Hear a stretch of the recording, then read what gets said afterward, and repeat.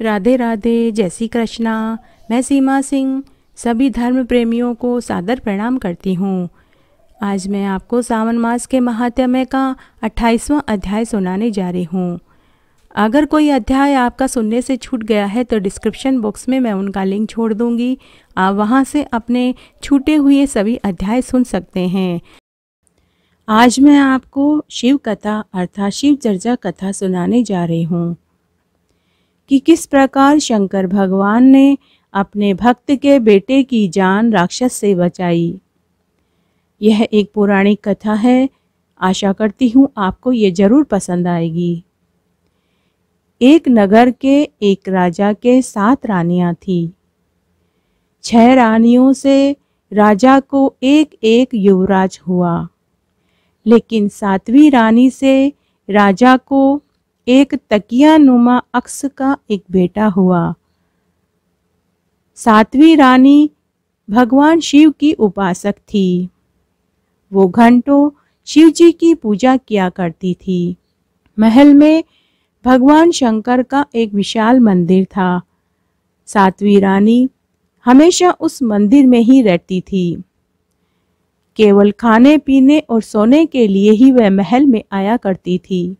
राजा ने उसकी शिव भक्ति को देखकर ही उससे शादी की थी और भगवान शिव की पूजा अर्चना से उसे यह पुत्र प्राप्त हुआ था। उसके पुत्र में भगवान शिव ने अनोखी शक्तियां प्रदान की थी। उन शक्तियों की जानकारी खुद 7वीं रानी और उसके तकियेनुमा पुत्र को भी नहीं थी। जैसे जैसे सभी पुत्र बड़े हुए तो 6 रानियों के पुत्र अपने छोटे भाई को तकिया तकिया कहकर चिढ़ाने लगे। तब उसका नाम तकिया ही पड़ गया। तकिया अपनी माँ के पास गया और बोला कि माँ, मुझे सभी बड़े भाई चिढ़ाते हैं, मेरा मजाक उड़ाते हैं, कोई मुझे अपने साथ खिलाता भी नहीं है, मैं किसके साथ खेलूं?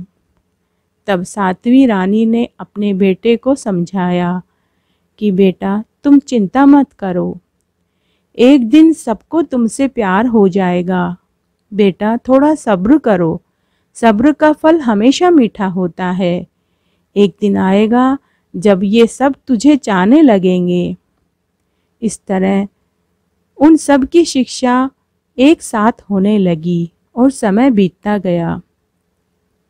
एक दिन बड़ी 6 रानियां राजा से बोली कि राजा जी, 7वां आपका पुत्र किसी काम का नहीं है।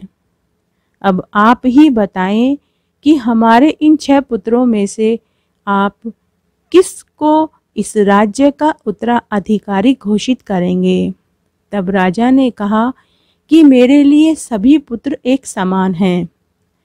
तब राजा ने इसके लिए एक मंत्री से मंत्रणा करी। वह मंत्री बड़ा ही समझदार था। उस मंत्री ने राजा को एक सलाह दी। राजा को मंत्री की सलाह बहुत पसंद आई। तब राजा ने अपने 7 पुत्रों को और 7 रानियों को बुलाया और कहा कि मेरे पुत्रों, तुम रोज 7 दिन तक कमाने जाओगे और मेरे नाम का उपयोग नहीं करोगे। साधारण कपड़े पहनकर मेहनत मजदूरी करके जो ज़्यादा धन कमा करके लाएगा, 7 दिन तक जो इस तरह कमा करके लाएगा और जो सबसे ज़्यादा समझदारी से धन कमाएगा, मैं उसी पुत्र को इस राज्य का उत्तराधिकारी घोषित करूँगा। तब 6 राजकुमार बोले कि पिताजी, हम तो किसी न किसी तरह कमा ही लेंगे, लेकिन यह तकिया क्या कमाएगा? छोटे छोटे इसके हाथ पांव हैं, धड़ बड़ा है, मुंह बड़ा है, यह तो दिखने में भी बड़ा अजीब लगता है, लोग इसके ऊपर हंसेंगे। ऐसा कहकर वे 6 राजकुमार और उनकी माताएं जोर जोर से हंसने लगी। तब राजा ने कहा कि पुत्रों, यह तुम्हारा छोटा भाई है, किसी को भी उसके शरीर से नहीं बल्कि उसकी बुद्धिमानी से आंकना चाहिए। फिर उसी दिन सभी राजकुमार साधारण वस्त्र पहनकर कमाने निकल पड़े। तकिया अपनी माँ को प्रणाम करके और अपनी माँ से आशीर्वाद लेकर वह भी कमाने के लिए निकल पड़ा। सभी राजकुमार अलग अलग दिशा में चल पड़े।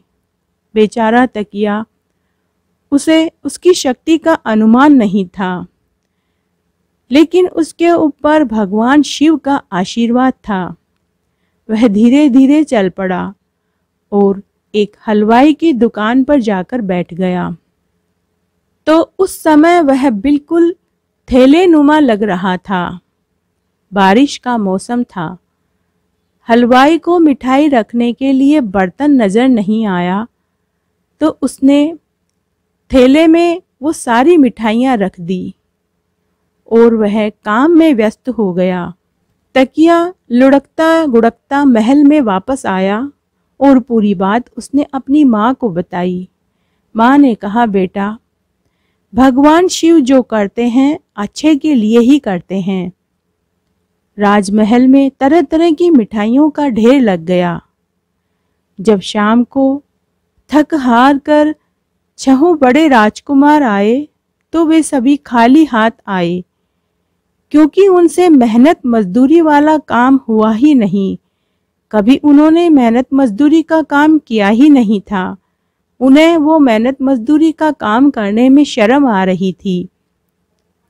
इस तरह 7 दिन तक 6 राजकुमार कुछ भी न कमा पाए, लेकिन तकिया रोज कोई ना कोई दुकान पर जाकर बैठ जाता था और शाम तक कभी मिठाई, कभी रुपये से भरा हुआ थैला, कभी सोने चांदी के और हीरे मोती के गहनों से भरा हुआ थैला लाने लगा।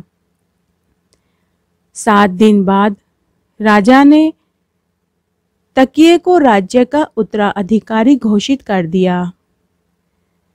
इस तरह 6 बड़े भाइयों ने भी तकिए को इज्जत देने लगे। कई दिन बीत गए। फिर राखी का त्योहार आने वाला था। 7 राजकुमारों के कोई बहन नहीं थी। उन्होंने अपने पिता से कहा कि पिताजी, हमारे कोई बहन नहीं है। हर बार हम बिना राखी के ही रह जाते हैं। तब राजा ने कहा कि बच्चों, तुम्हारे तो बहन नहीं हैं, लेकिन मेरी बहन होते हुए भी मेरे पास नहीं है, क्योंकि तुम्हारी बुआ को एक राक्षस पकड़कर ले गया और मैं उसे बचा भी न पाया। तुम्हारी बुआ है, लेकिन वो आ नहीं सकती, क्योंकि राक्षस से उसे बचाकर लाना मेरी हिम्मत से बाहर था। तब 7 राजकुमार बोले, पिताजी, इस बार हम राखी अपनी बुआ से ही बंधवाएंगे। हम आपको वचन देते हैं, हम हमारी बुआ को राक्षस से छुड़ा कर लाएंगे। राजा और 6 रानियों ने खूब मना किया, लेकिन 7वीं रानी ने कहा कि मुझे शंकर भगवान पर पूरा विश्वास है, मुझे मेरे तकिए पर पूरा विश्वास है, वो अपनी बुआ को जरूर बचाकर लाएगा। इस तरह उन्होंने बुआ के घर का पता पूछा और चल पड़े। 7वीं रानी ने भगवान शंकर के मंदिर में जाकर अपने बच्चों की रक्षा की दुआ मांगी और शंकर भगवान से प्रार्थना करने लगी कि हे शंकर भगवान, मैंने अपने बच्चों को एक राक्षस के मुंह में भेज दिया है, अब आप ही मेरे बच्चों की रक्षा करो। 7 राजकुमार पैदल पैदल चल रहे थे। चलते चलते उन्हें एक पहाड़ी पार करनी थी। तकिए में पता नहीं इतनी शक्ति कहाँ से आ गई कि वो झटपट पहाड़ी पर चढ़ गया, लेकिन 6 राजकुमार पहाड़ी नहीं चढ़ पाए। तब 6 राजकुमार ने तकिए से कहा कि अरे भाई, तुम्हारे अंदर इतनी शक्ति कहाँ से? तुम कैसे पहाड़ी पर चढ़ गए? हम तो पहाड़ी पर चढ़ते चढ़ते बार बार गिर रहे हैं। तकिए ने कहा कि मुझे भी नहीं पता कि मेरे अंदर इतनी शक्ति कहाँ से आई। मैंने सिर्फ पहाड़ पर चढ़ना शुरू किया और देखते ही देखते मैं तो पहाड़ी पर चढ़ गया। तब सभी भाइयों ने तकिए से पहाड़ी पर चढ़ने में मदद मांगी। तब तकिए ने सभी का हाथ पकड़कर एक एक करके सभी को पहाड़ी पर चढ़ा लिया। आगे चलने पर उन्हें एक समुंदर दिखाई दिया। तैरना उनमें से किसी को नहीं आता था, परंतु पता नहीं तकिए को क्या सूझी कि वो समुंदर में कूद पड़ा और अचानक से उसके हाथ पैर चलने लगे और उसे तैरना भी आ गया। और जब वो तैरने लगा तो 6 राजकुमारों ने उसे आवाज लगाकर वापस किनारे पर बुलाया और 6 राजकुमार ने तकिए से कहा कि हमने तैरने की विद्या तो कभी गुरुजी से सीखी ही नहीं, तुम्हें तैरना कैसे आया? तब तकिए ने कहा कि मुझे भी नहीं मालूम, मैंने तो बस समुंदर में छलांग लगाई और हाथ पांव अपने आप चलने लगे। 6 राजकुमारों को बड़ा आश्चर्य हुआ कि तकिए को किस प्रकार और कैसे तैरना आने लगा। तब 6 राजकुमारों ने वापस तकिए से समुंदर पार करने में मदद मांगी। तब तकिए ने एक एक करके सभी को अपनी पीठ पर बैठाया और समुंदर पार कराया। इस तरह उनको 7 पहाड़ी 7 समुंदर पार करने पड़े। चलते चलते वो उस गांव में पहुंच गए जिस गांव में सिर्फ वह राक्षस और उनकी बुआ और राक्षस के 7 भाई रहते थे। जब राजकुमार वहां पहुंचे तो राक्षस को मनुष्य की बदबू आई तो वे जोर जोर से चिल्लाने लगे, आदम्बू आदम्बू। तब उनकी बुआ भागी भागी आई। उसे भी समझ में नहीं आ रहा था कि इस गांव में आज तक कोई मनुष्य नहीं आया, ये कौन आ रहे हैं। पास में जाने पर उसे पता लगा कि वे तो सभी उसके भतीजे हैं। तब उनकी बुआ अपने पति राक्षस से बोली कि इन्हें मत खाइए, ये मेरे भतीजे हैं, मेरे भाई के बच्चे हैं। इस तरह बुआ ने अपने भतीजों को अपने कमरे में ले गई और उनकी खूब आव भगत करी। और उनकी बुआ उनसे बोली कि मेरे भतीजों, तुम यहाँ क्यों आए हो? तुम्हारे फूफा और उनके भाई राक्षस हैं, वे तुम्हें खा जाएंगे, तुम अभी वापस चले जाओ।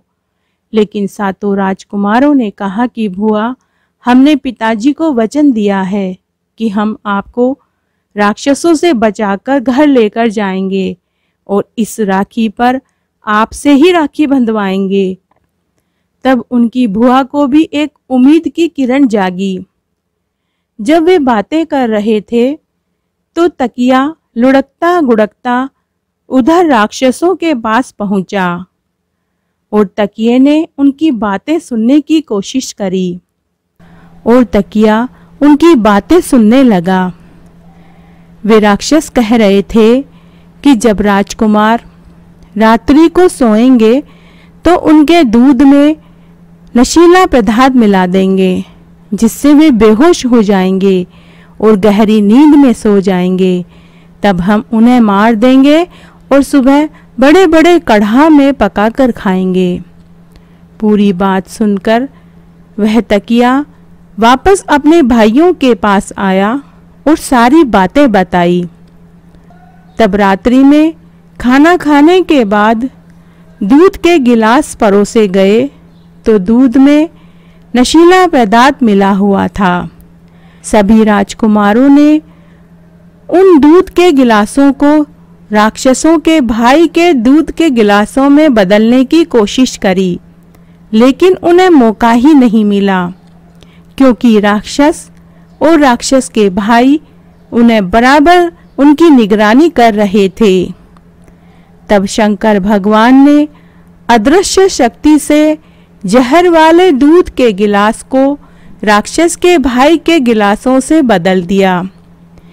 इस बात का पता सातों युवराजों को नहीं चला। तब राक्षस ने डांटते हुए सातों युवराजों को कहा कि दूध पियो। सभी राजकुमार डर गए और उन्हें दूध पीना ही पड़ा। अब वे समझ चुके थे कि वो मर जाएंगे। राक्षस के भाइयों ने जो दूध पिया उसमें जहर मिला हुआ था। सभी मौत की नींद सो गए। उधर राजा की छोटी रानी ने भी भगवान से प्रार्थना कर रही थी कि हे शंकर भगवान, मेरे सातों पुत्रों की रक्षा करना और साथ ही मेरी ननद की भी रक्षा करना। तभी वहां आकाशवाणी हुई। शंकर भगवान ने सातवीं रानी से कहा कि पुत्री, तुम चिंता मत करो, तुम्हारे सातों पुत्र तुम्हें अवश्य मिलेंगे और वो राक्षस मारे जाएंगे। तुम्हारी ननद भी सहकुशल वापस घर आ जाएगी। तब भगवान शंकर ने रानी की प्रार्थना सुनी।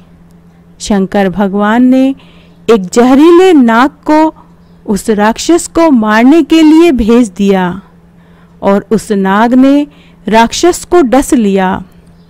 इस तरह राक्षस का भी अंत हो गया। सुबह जब सातों युवराज नहीं उठे तो उनकी बुआ को बड़ी चिंता हुई। वह अपने कमरे में से निकलकर भतीजों को जगाने के लिए उनके कमरों में गई तो उसने देखा कि राक्षस और राक्षस के सातों भाई मरे हुए थे। अब तो उसे और भी डर लगने लगा। वह भागी भागी भतीजों को जगाने उनके कमरे में गई तो सभी राजकुमार आंखें मलते हुए खड़े हो गए। उन्हें बड़ा अचरज हुआ कि वे सब किस प्रकार और कैसे जिंदा हैं। तब सातों राजकुमार अपनी बुआ को लेकर राज दरबार में अपने महल में आए। राजा अपनी बहन व अपने बच्चों से मिलकर बहुत खुश हुए। सातों रानियों ने अपनी ननद की अगवानी की और बच्चों से मिलकर सभी रानियां बहुत खुश हुई। और राखी पर सभी ने अपनी बुआ से राखी बंधवाई। भगवान शंकर ने अपने भक्त के बच्चों को राक्षसों से बचाया और उनकी बुआ को भी राक्षसों से बचाया। तो इस प्रकार आज मैंने आपको शिव कथा सुनाई, शिव चर्चा कथा सुनाई। आशा करती हूँ आपको ये जरूर पसंद आएगी। जय हो शिव शंकर भगवान की जय।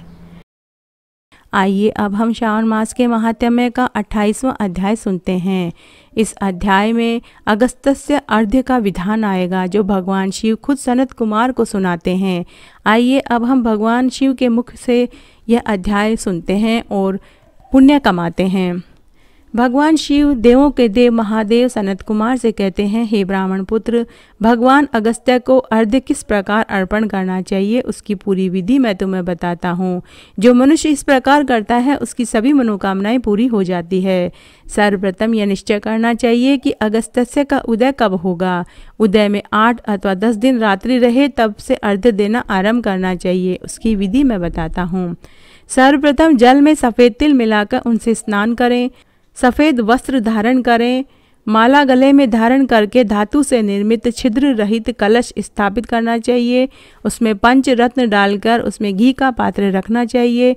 भांति भांति के फल, माला व वस्त्रों से सजाकर उसके ऊपर तांबे का पूर्ण कलश रखकर उस पर अगस्त्य ऋषि की मूर्ति स्थापित करनी चाहिए। मूर्ति अंगूठे जितनी मोटी, स्थूल तथा दीर्घ हाथों की जटाधारी, शांत व शोभायुक्त होनी चाहिए। उस मूर्ति में आह्वान करके गंध पुष्प आदि से षोडशों उपचार विधि से पूजन करके ऋतुफल और नैवेद्य अर्पित करना चाहिए। दही व चावल की बलि देनी चाहिए।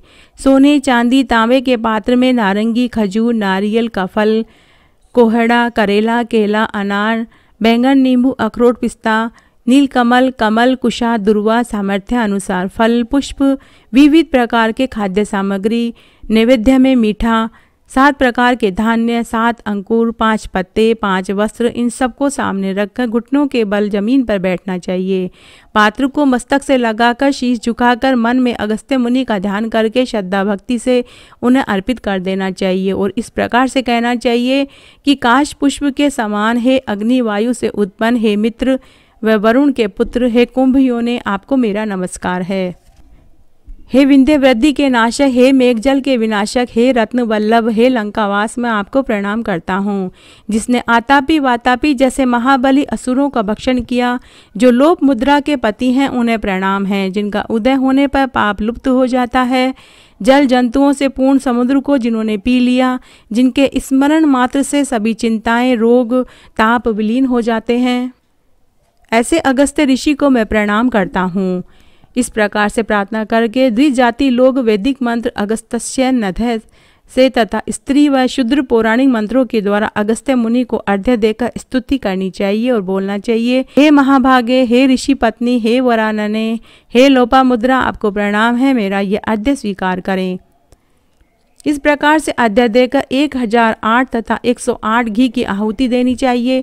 हवन करके अगस्त्य ऋषि को प्रणाम करके पूजन करके आहुति देकर विसर्जन करना चाहिए और बोलना चाहिए, हे अचिंत्य चरित्र वाले अगस्त्य, मैंने श्रद्धापूर्वक यथोचित आपका पूजन किया है, इसलिए आप इस लोक और परलोक के सारे कार्य मेरे पूर्ण करना। इस प्रकार से अगस्त्य ऋषि का विसर्जन करके मूर्ति ब्राह्मण को दे देनी चाहिए। ब्राह्मण वेद वेदांग वेता सात्विक कुटुंबी होना चाहिए। उस ब्राह्मण का भली प्रकार से दक्षिणा आदि देकर सत्कार करना चाहिए। मन में यह धारणा बनानी चाहिए कि द्विज रूप अगस्त्य ऋषि ही इसे ग्रहण कर रहे हैं। दिनों के रक्षक अगस्त्य ऋषि को प्रणाम करता हूँ। उसके बाद सोने के सींगों वाली, दूध देने वाली, चांदी के खुरों वाली, बछड़ा सहित तांबे के पीठ वाली, शोभायमान श्वेत वर्ण की सुडोल गाय दान देनी चाहिए। दूध धोने के लिए कांसे का पात्र, घंटी, वस्त्र से युक्त करके दान करनी चाहिए।